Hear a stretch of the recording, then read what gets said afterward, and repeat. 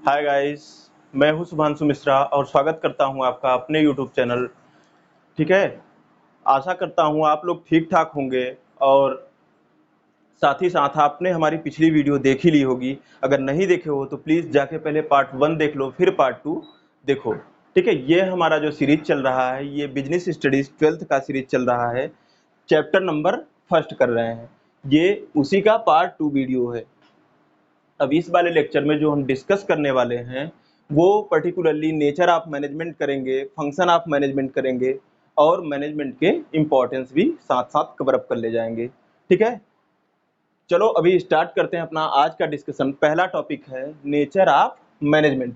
Management का nature क्या होता है। तो फर्स्ट ऑफ ऑल अगर हम नेचर ऑफ मैनेजमेंट की बात करने जाएंगे तो हमें बात करनी आवश्यक है कि क्या होता है साइंस की तरह यह, या ये आर्ट की तरह होता है, या ये कोई प्रोफेशन है। इस तरह से बात करके हम देख लेंगे। फिर हर एक के प्रिंसिपल लेंगे और उनसे कंपैरिजन करेंगे कि क्या इनके अकॉर्डिंग ये भी है। अगर नहीं है तो सिंपली उसको काट देंगे कि ये ऐसा नहीं, अगर है तो वो उसी तरह के सब्जेक्ट के नेचर का है। अब इसी कड़ी में बात करेंगे आगे की ओर कि nature as a science, science की तरह क्या इसका नेचर है। तो पहला पॉइंट कहता है कि सिस्टमेटाइज बॉडी ऑफ नॉलेज। अच्छा, इससे पहले मैं आपसे बात कर लूं, आपको साइंस की डेफिनेशन पता है क्या? बचपन में तो पढ़ी होगी, ऑब्वियसली पढ़ी होगी। आपको याद हो या ना हो लेकिन मैं फिर से याद दिलाता हूँ, आपने पढ़ा था science is the systematised body of knowledge which can be gained from experimentation and experience. ठीक है। ऐसा कोई भी बॉडी ऑफ नॉलेज जो एक सिस्टमेटाइज बॉडी के थ्रू ऑपरेट करता हो। और कैसे मिला ये नॉलेज, कैसे मिलता हो हमें? एक सीक्वेंस के थ्रू। और वो सीक्वेंस कैसे आएगा? तो कोई भी एक्सपेरिमेंट करेंगे या एक्सपीरियंस करेंगे। ठीक है। अब इसी के साथ देख लेते हैं कि पहला कैरेक्टरिस्टिक्स निकल के आया साइंस का, सिस्टमेटाइज बॉडी ऑफ नॉलेज। तो जो सिस्टमेटाइज बॉडी ऑफ नॉलेज है, क्या ऐसा ही मैनेजमेंट भी है? पिछले लेक्चर में मैं बताया था कि मैनेजमेंट क्या है। ठीक है। अब मैनेजमेंट का हमने देखा था कि मैनेजमेंट कोई एक प्रोसेस है जिसमें लोगों के साथ बात किया जाता है, मैनेज किया जाता है सो दैट कि एफिशिएंटली और इफेक्टिवली अपने ऑर्गेनाइजेशन के रिसोर्सेज का यूज करके प्रॉफिट को मैक्सिमाइज कर सके। ठीक है। अभी सेम सेम देखते हैं क्या इसमें भी कोई एक सिस्टम फॉलो हो रहा है क्या, सिस्टमेटाइज है क्या? आप कहोगे हाँ होता है। क्यों होता है? क्योंकि अगर आपको एक सेकंड के लिए मैं यहाँ पे लेके आऊं तो आप देखोगे कि यहाँ पे एक सिस्टम है, प्लानिंग है, फिर ऑर्गेनाइजिंग है, फिर स्टाफिंग है, फिर डायरेक्टिंग है, फिर कंट्रोलिंग है। मतलब एक प्रोसेस है। कल भी बताया था सिस्टम है, मैनेजमेंट का सिस्टम है। मीन्स मैनेजमेंट के सिस्टम को फॉलो अप करना होता है। तो सिस्टमेटाइज बॉडी ऑफ नॉलेज है यहाँ पर। इसके बाद सेकेंड पॉइंट जो दिया है, बेस्ड ऑन द एक्सपेरिमेंटेशन। कुछ एक्सपेरिमेंट पे बेस्ड होता है। साइंस में आप जानते हो हर चीज के पीछे कुछ एक्सपेरिमेंट होता है। फॉर एग्जांपल आपको चेक करना है कोई लॉ फॉलो अप हो रहा है या नहीं, इलेक्ट्रिसिटी जनरेट हो रही है एक पाथवे के थ्रू की नहीं। तो इसके लिए आपको पर्टिकुलर एक्सपेरिमेंट हेल्ड कराना पड़ेगा। ठीक है। तो ऐसे ही यहाँ पे भी क्या एक्सपेरिमेंट करना जरूरी है क्या? तो हमने कहा कि एक्सपेरिमेंट कराना जरूरी भी है और नहीं भी है। पहली चीज जरूरी ज्यादा है। क्यों जरूरी है? एक्सपेरिमेंट मतलब आपने देखा, सिंपल सा मैनेजमेंट का एक प्रिंसिपल कहता है कि अगर वर्कर को आपने पे करना कर दिया ज्यादा, वर्कर का पेमेंट आपने दिया बढ़ा, तो डेफिनेटली उनका क्या हो जाएगा, वर्क का परफॉर्मेंस भी बढ़ जाएगा। ऐसा कौन कहता है? मैनेजमेंट का प्रिंसिपल। कि भैया मैनेजमेंट में एक सिंपल सी एक जनरल सेंस भी कहती है कि अगर आपको ज्यादा पेमेंट मिलेगा तो आप ज्यादा काम करने के इच्छुक रहते हो। ठीक है। तो हमने देखा कि यहाँ पे भी एक एक्सपेरिमेंट है, हमने किया और देखा वर्कर ने परफॉर्मेंस बढ़ा दिया। तो ऐसा मैनेजमेंट में भी है और ऐसा सिमिलरली कहाँ है? साइंस में भी है। फिर बात करता हूँ यूनिवर्सल वैलिडिटी की। मीन्स ये वाला भी फॉलो हो रहा है। यूनिवर्सल वैलिडिटी क्या कहता है? यूनिवर्सल वैलिडिटी कहता है कि कोई भी प्रिंसिपल यूनिवर्सली वैलिड है, मतलब ये हमेशा सार्वभौमिक सत्य है। सार्वभौमिक सत्य मतलब क्या? कि ये कुछ भी हो जाए ये वाला प्रिंसिपल फॉलो अप ही होगा। फॉर एग्जाम्पल हमें पता है कि अगर कोई भी पर्टिकुलर एक चीज है और लेट से ये लैंड का सरफेस है, ठीक है, तो अगर यहाँ से ये ऐसे इसको छोड़ दिया जाए तो डेफिनेटली ये नीचे ही गिरेगी, ऊपर नहीं जाएगी। ऐसा कहाँ से पता चला था? तो आप बताओगे सर सब जानते हैं, न्यूटन का लॉ ऑफ ग्रेविटी कहता है, ठीक है। तो लॉ ऑफ ग्रेविटी जब कहता है कोई भी चीज ऊपर से छोड़ने पर नीचे ही गिरती है, यूनिवर्सली वैलिड है क्या? अगर ना वैलिड हो, किसी को डाउट हो, अपनी छत पे कूद चढ़ना और चढ़ के कूदना, पता चल जाएगा है वैलिड कि नहीं, ठीक है।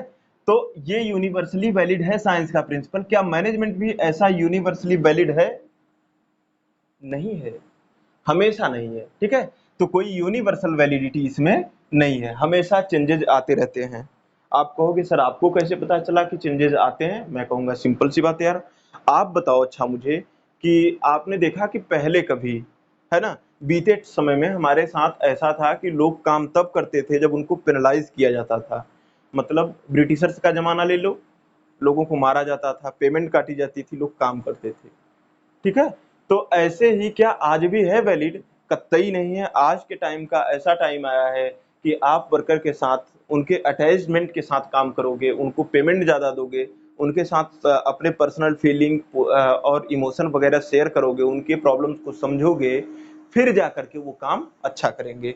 तो आज के टाइम पे ये पुराना वाला प्रिंसिपल वैलिड नहीं, मतलब यूनिवर्सल वैलिडिटी नहीं फॉलो होता।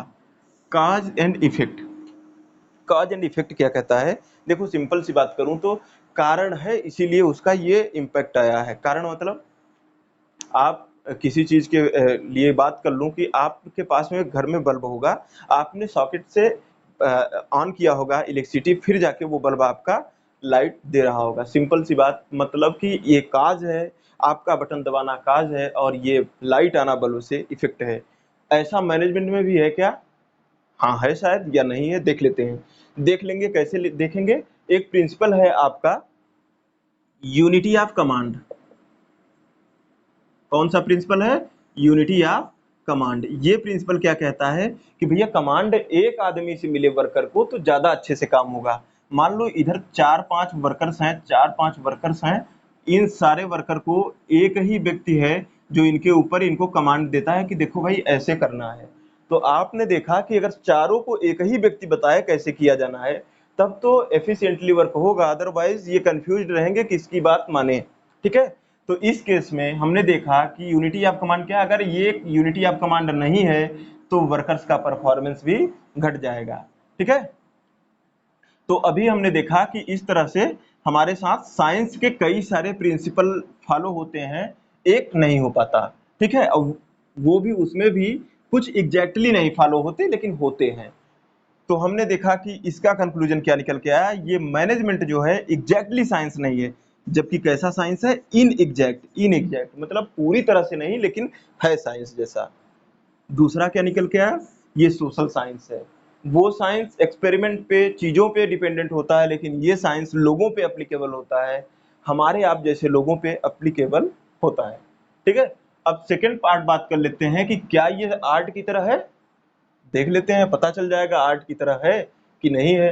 अब आर्ट की तरह करने के लिए आर्ट के भी कुछ प्रिंसिपल्स होते हैं, कुछ कैरेक्टरिस्टिक्स होते हैं, उनसे कंपेयर करेंगे और रिजल्ट फाइंड आउट करेंगे। पहला क्या कहता है?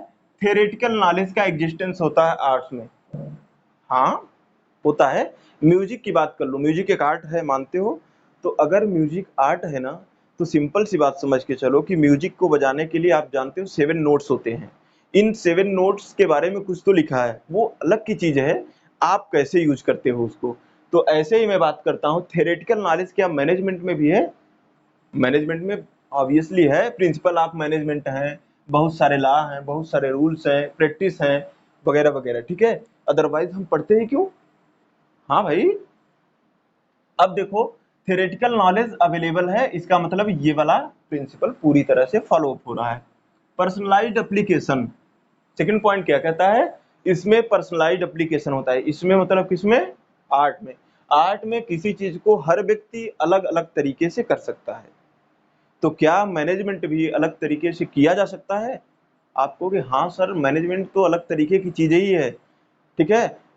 टाटा जी को लगता है कि वर्कर के साथ खड़े रहने से हमें ज्यादा फायदा होगा, अंबानी को लगता है हमें गवर्नमेंट को टैक्सेस पे करने से ज्यादा फायदा होगा। तो अलग अलग ये एप्लीकेशंस लाते हैं, अलग अलग रूल बनाते हैं, अलग अलग स्ट्रेटजी रहती है, सो दैट कि इनका बिजनेस लॉन्ग रन में सक्सेस हो सके, ठीक है। तो सब लोग अपना अलग पर्सनलाइज्ड एप्लीकेशन रखते हैं, इसलिए ये क्या है, पर्सनलाइज्ड एप्लीकेशन का प्रिंसिपल आर्ट और मैनेजमेंट दोनों में है। बात कर लें based on the practice and creativity. Practice समझते हो क्या? कोई चीज को करते रहना इज द प्रैक्टिस, है ना। वर्क को एक बार, दो बार, तीन बार, चार बार ऐसे करते हुए आगे बढ़ते रहो, दैट इज द प्रैक्टिस। अब प्रैक्टिस क्या मैनेजमेंट में भी है? मैंने पहले बताया है कल वाले लेक्चर में कि मैनेजमेंट एक कंटिन्यूअस प्रोसेस है, मतलब प्रैक्टिस तो है। तो प्रैक्टिस है। क्रिएटिविटी की बात करूं, क्रिएटिविटी समझते हो क्या? कोई भी एक टास्क, लेट से मैं कहता हूं आपको, देखो इस 2+2+2 को आपको ऐड करना है। आप कहोगे सर इसमें क्रिएटिविटी कहाँ है? यस है ना। कोई व्यक्ति इसको 2+2+2 करता है, तो कोई व्यक्ति 2 का 3 मल्टीप्लाई कर देता है, तो भी आंसर सेम आता है। तो क्रिएटिविटी अपनी अपनी है, ठीक है। अगर आप सब कभी आगे चल के रीजनिंग पढ़ोगे तो उसमें क्रिएटिविटी बहुत ज्यादा लगती है। तो यहाँ पे क्रिएटिविटी भी है, मतलब ये वाला भी प्रिंसिपल, ये वाली भी कैरेक्टरिस्टिक्स पूरी तरह से मिलती है कहाँ? मैनेजमेंट में।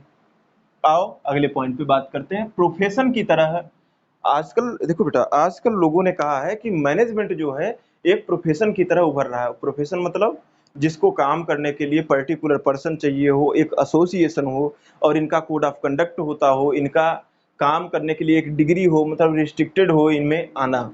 For example advocate. मैं जानता हूँ आप सबके पेरेंट्स या फिर आपकी फैमिली में आपके रिलेटिव कई तो होंगे जो एडवोकेट होंगे। आप कॉमर्स में आगे चल के निकल के जाओगे, 12th के बाद सीए करोगे, सीएस करोगे, सीएमए करोगे, तो वहां पर भी प्रोफेशनल नॉलेज चाहिए होता है, क्योंकि सीए बनने के लिए आपको चार्टर्ड अकाउंटेंसी का कोर्स पास ही करना पड़ेगा। तो सिंपल सी बात करूं, इसकी कैरेक्टरिस्टिक्स देख लेते हैं कंपेयर करके, क्या मैनेजमेंट में भी पाया जाता है क्या? तो चलो मैनेजमेंट के साथ कंपेयर करते हैं प्रोफेशन को। अब मैनेजमेंट कहते हैं प्रोफेशन एक क्या है? Well defined body of knowledge. Well defined समझते हो क्या? जिसको सब कोई जानता है। मैं कहूंगा यहाँ पे लोग कहते हैं कि ये नहीं है, मैं कहता हूं है। वेल डिफाइंड आज के टाइम पे है, बट हाँ नहीं भी है। नहीं क्यों है? क्योंकि इतना फेमस तो नहीं। आप बोलोगे मैं मैनेजर हूं इस कंपनी में, कोई जानता है आपने कहां से क्या किया होगा? आप बोलो मैं वकील हूँ, सब कहेंगे आपने पक्का पक्का एलएलबी कर रखा है, ठीक है। तो इस हिसाब से हमें पता चल गया कि ये well defined body of knowledge है भी नहीं भी, ठीक है। आप लिख सकते हो एग्जैक्टली नहीं है, बट यस ग्रो कर रही है वेल डिफाइंड बॉडी की तरह। अब बात कर लेते हैं रिस्ट्रिक्टेड एंट्री। एंट्री यहाँ पे ऐसी है कि हर कोई इंटर नहीं हो सकता। फॉर एग्जाम्पल चार्टर्ड अकाउंटेंसी के लिए, सीए के लिए आपको सीए का एग्जाम होता है, इसको करना पड़ेगा क्लियर। अब ये एग्जाम जब तक आपने क्लियर नहीं किया है, तो आप कतई अपने नाम के आगे सीए नहीं लिख सकते, ठीक है। बात कर लें इसमें क्या होता है प्रोफेशन में? प्रोफेशनल एसोसिएशन होता है। फॉर एग्जाम्पल बार एसोसिएशन या बार काउंसिल, ठीक है। ये एडवोकेट्स के लिए होता है, ऐसे डॉक्टर्स का होता है। हाँ आजकल बड़े बड़े शहरों में जरूर मैनेजमेंट के लिए एसोसिएशंस हैं, जैसे Bombay association of management, but हाँ जरूरी नहीं है ना कि यहाँ हर कोई रजिस्टर्ड हो। डॉक्टर होने के लिए आपको सीएमओ के यहाँ से एक रजिस्ट्रेशन सर्टिफिकेट लेना पड़ता है।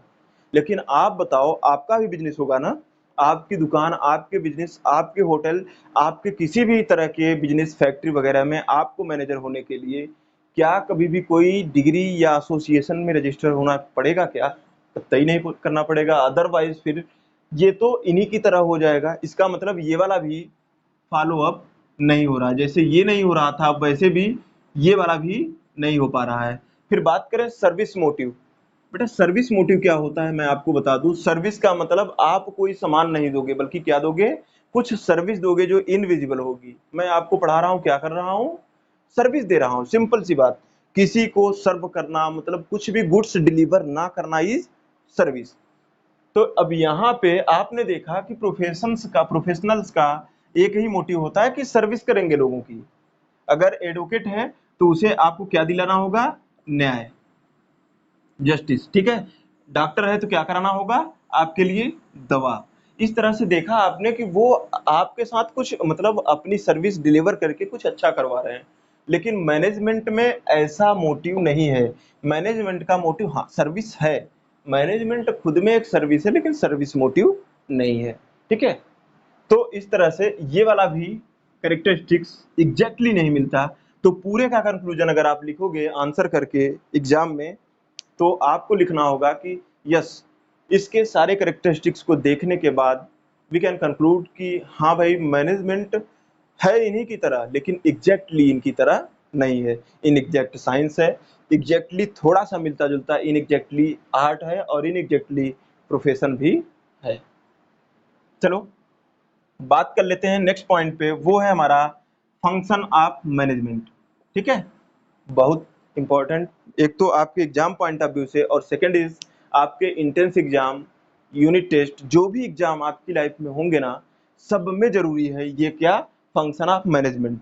वैसे भी ये इस टॉपिक का कोर है। आगे चल के आपके प्लानिंग पर एक टॉपिक होगा, ऑर्गेनाइजिंग पे एक टॉपिक, स्टाफिंग पे एक टॉपिक, साथ ही साथ डायरेक्टिंग और कंट्रोलिंग पर भी एक एक टॉपिक आएंगे, ठीक है।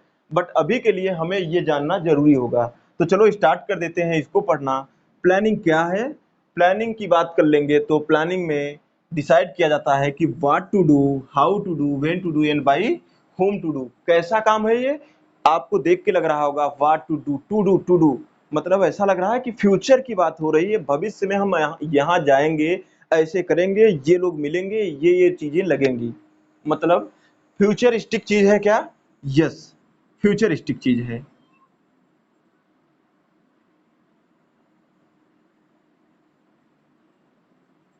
ठीक है, फ्यूचरिस्टिक चीज है। साथ ही साथ बात करें तो ऑर्गेनाइजिंग क्या है? तो ऑर्गेनाइजिंग में दो काम करना होता है। First is the arrangement of resources, resources को कलेक्ट करना, इकट्ठा करना, सो दैट कि काम को कर सकें ऑपरेट। साथ ही साथ दूसरा काम क्या करना होता है? Division of work into groups. जो मेरा पूरा इंटायर वर्क है ना, इसको छोटे छोटे पार्ट्स में बांट लेना, ग्रुप में बांट लेना, ताकि इनको हम डेलीगेट कर सकें और सामने से हमारे एम्प्लॉइज काम को परफॉर्म कर सके। ठीक है, यहां तक आई होप समझ में आ गया होगा। आगे चलते हैं स्टाफिंग की ओर। स्टाफिंग में क्या होता है? स्टाफिंग में फाइंड आउट करते हैं राइट पर्सन। स्टाफिंग सिंपल सी बात करता है कि finding out right person for the right work at the right time and cost. ऐसे किसी भी व्यक्ति को पाना, मतलब ढूंढना, ढूंढ निकालना, जो व्यक्ति हमारे काम के लिए राइट व्यक्ति हो, और राइट क्वालिटी रखता हो, राइट काम कर सके, राइट टाइम पे मिल जाए, और राइट कॉस्ट पे। इस पे मैं थोड़ा सा और डिटेल डिस्कशन करना चाहूंगा। लेट से हमें एक काम करवाना है, काम है हमारी फैक्ट्री में मैनेजर रखना है, जो अभी अवेलेबल नहीं है, अचानक से कुछ हुआ और उसने रिजाइन कर दिया, ठीक है, फैमिली प्रॉब्लम या उसकी पर्सनल प्रॉब्लम्स। अभी हमने देखा कि जो इसको प्रॉब्लम आ रही थी, इसकी वजह से ये आदमी रिजाइन करके गया। अब हमें नया मैनेजर चाहिए होगा। नए मैनेजर के लिए आप जानते हो अवेलेबल कितने लोग हैं। एक चार्टर्ड अकाउंटेंट है अवेलेबल, वो भी मैनेजर हो सकता है। एक आपके पास एमबीए है, वो भी मैनेजर हो सकता है।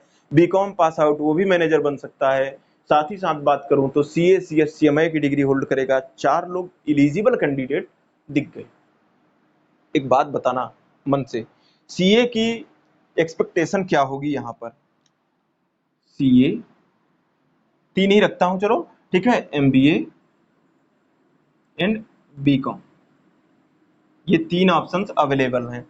अब बताओ सीए की एक्सपेक्टेशन, सैलरी बड़ी हाई लेनी होगी, काम थोड़ा सा करने का मन होगा, ठीक है। एमबीए की बात करूं तो सैलरी भी मॉडरेट और काम भी ठीक ठाक, क्वालिफिकेशन भी इतनी कमजोर नहीं है। बीकॉम की क्वालिफिकेशन, थोड़ी सी क्वालिफिकेशन कमजोर है, काम की उम्मीदें कम कर सकते हो। हाँ, लेकिन एक फायदा भी है कि सैलरी भी ये आदमी कम पे तैयार हो जाएगा। तो हमने देखा कि 3 लोगों की अलग अलग क्वालिटीज हैं। अच्छा, सीए ढूंढने से भी नहीं मिलेगा जल्दी, क्यों? क्योंकि ये हाई सैलरीड किसी बड़ी कंपनीज में होते हैं, या फिर खुद की फर्म खोल के बैठे होते हैं। एमबीए ढूंढना थोड़ा सा आसान है, सीए ढूंढना, सॉरी, बीकॉम ढूंढना बहुत आसान है। तो हमने देखा कि अवेलेबिलिटी अलग है, इनकी कॉस्ट अलग है, ठीक है, क्वालिटी अलग है। तो हमने देखा कि जो भी व्यक्ति हमारे लिए मोस्ट सुटेबल पर्सन हो, उसको हम ले लें अपने ऑर्गेनाइजेशन में, सो दैट कि हमारा काम आसानी से हो सके। बात करें स्टाफिंग की। स्टाफिंग क्या है? स्टाफिंग में, सॉरी, स्टाफिंग तो हो गया था, डायरेक्टिंग की बात कर लें। डायरेक्टिंग क्या कहता है? डायरेक्टिंग कहता है कि इसमें कोई एक सुपीरियर पर्सन होगा। सुपीरियर पर्सन क्या करेगा, कुछ काम करेगा। वो काम कौन कौन से हैं, तो ये आदमी मोटिवेट करेगा अपने सबॉर्डिनेट को, और क्या कर सकता है, लीड करेगा अपनी टीम को, और इनके साथ कोई डेविएशन आता है तो कम्युनिकेट भी करेगा कि हाँ भाई ऐसे काम को करो। और ध्यान रखना, ये कम्युनिकेशन का काम दो तरह से हो सकता है, एक अपवर्ड और एक डाउनवर्ड। अपवर्ड का मतलब क्या है, नीचे वाले ऊपर वालों के साथ डिस्कस करेंगे कि सर ये प्रॉब्लम आ रही है इस पर्टिकुलर फंक्शन को परफॉर्म करने में। साथ ही साथ ऊपर से क्या आएगा, ऑर्डर आएगा या एडवाइस आएगी। ठीक है, बात कर ले नेक्स्ट फंक्शन की, तो वो क्या है, कंट्रोलिंग। कंट्रोलिंग में क्या होता है, जानते हो आप कि हमारे पास प्लान जब हमने किया था व्हाट टू डू, क्या किया जाना है, तो वहीं पे मान लो हमने कुछ टारगेट सेट किया था। क्या टारगेट था वो, स्टैंडर्ड। लेट से हमने सोचा था कि हमारे एम्प्लॉइज जो हैं वो 50 यूनिट पर डे बनाएंगे, लेकिन हुआ क्या, कुछ अलग हुआ। कुछ ने 45 बनाया और कुछ ने 60।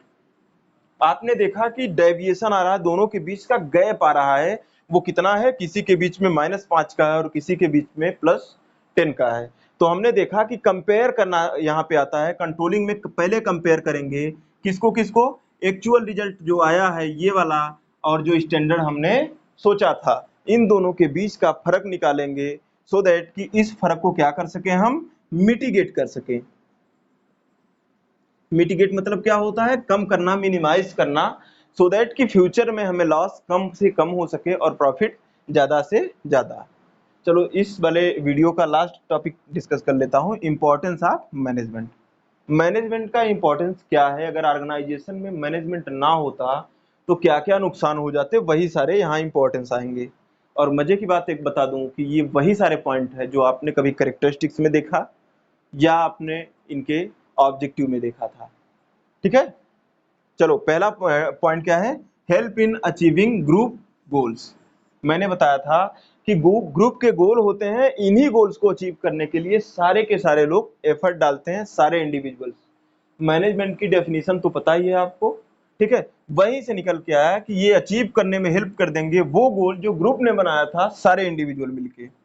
सेकेंड पॉइंट क्या कहता है कि ये हेल्प करता है in the increasing efficiency. Efficiency किसकी बढ़ाएगा, तो सिंपल सी बात, इफिशियंसी बढ़ जाएगी इंडिविजुअल्स की। ठीक है, अब चलो अगले पॉइंट पे चलते हैं, तो वो है ये क्रिएट कर देता है डायनेमिक इन्वायरमेंट। क्या करता है, डायनेमिक इन्वायरमेंट क्रिएट करता है। मींस मैं आपको कल ही बताया था कि डायनेमिज्म मतलब क्या होता है, acceptability to changes. Day to day life में रोज रोज चेंज आते रहते हैं, तो इनको एक्सेप्ट करना ही क्या है, डायनेमिज्म है। तो डायनेमिक इन्वायरमेंट भी क्रिएट करता है कौन, मैनेजमेंट की। जो भी चेंजेस आए हैं ये इंश्योर करेगा कि मैनेजर्स ने उनको कोप अप कर लिया है, सो दैट कि बिजनेस लॉन्ग रन में चल सके। बात कर लूं अगले पॉइंट पे, तो क्या कहता है, help in achieving organisational objective. भाई मैनेजमेंट ही तो है जो ऑर्गेनाइजेशन के ऑब्जेक्टिव मतलब मॉनेटरी ऑब्जेक्टिव को अचीव करने में हेल्प करता है। ठीक है, अगला पॉइंट क्या है, सोशल ऑब्जेक्टिव को भी अचीव करने में हेल्प करता है। ठीक है, सोशल ऑब्जेक्टिव को अचीव करने में हेल्प करेगा। क्यों हेल्प करेगा, जिसके पास पैसे हैं बेटा वही व्यक्ति समाज को दे सकता है, जिसके पास नहीं है वो कतई नहीं दे सकता। तो मैनेजमेंट पहले हेल्प करता है कि पहले भैया काम करो, डायनेमिज्म के साथ कोप अप कर लो, सो दैट ऑर्गेनाइजेशन कमा ले ज्यादा प्रॉफिट। अगर ज्यादा प्रॉफिट कमाएगा तो क्या करोगे आप, सोशल वेलफेयर में भी खर्च करोगे। और अगर इतना कर देते हो तो पक्का पक्का आप तभी सोशल वेलफेयर करोगे जब आपके ऑर्गेनाइजेशन के अंदर वाले सेटिस्फाइड रहेंगे। समझ पा रहे हो क्या, मतलब हमारे एम्प्लॉइज खुश तो हम समाज को दे पाएंगे। अब चलो इसको एक मतलब निमोनिक कह लो या टेक्निक कह लो, मैं आपसे बोलूंगा और आप पढ़ते चले जाओगे, बताते चले जाओगे। मैं बता रहा हूँ, इसके लिए याद करने का तरीका सिंपल सा, क्या हेल्प करता है अचीव करने में ग्रुप के गोल को। ग्रुप का गोल कैसे अचीव होगा, हर एक व्यक्ति काम करेगा, कैसे करेगा, इफिशियंटली करेगा। ठीक है, ये क्यों करता है, मैनेजमेंट जब डायनेमिक इन्वायरमेंट के साथ कोप अप करवा देता है तो ये लोग अच्छे से काम इफिशिएंटली कर सकते हैं। और अगर काम अच्छा होगा तो प्रॉफिट जाएगा, प्रॉफिट बढ़ जाएगा तो आप अपने एम्प्लॉइज पे करोगे खर्च ज्यादा, और एम्प्लॉइज पे खर्च अगर किए ज्यादा तो समाज के लिए भी आपके पास कुछ बचेगा, वो समाज को भी दे सकते हो। इस तरह से ये सारे टॉपिक सारे पॉइंट आपको याद हो जाएंगे बखूबी, कुछ भी मेहनत करने की जरूरत नहीं पड़ेगी। ठीक है, आई होप ये लेक्चर आपको पसंद आया होगा। अगर ये लेक्चर आपको पसंद आया है, कोई सजेशन सुझाव है तो आप डेफिनेटली कमेंट कर सकते हो। आपको पसंद आ रहा है तो लाइक करो। अगर हमारे चैनल से ऐसे वीडियोस और पाना चाहते हो तो सब्सक्राइब करो। Thank you, tata and bye bye.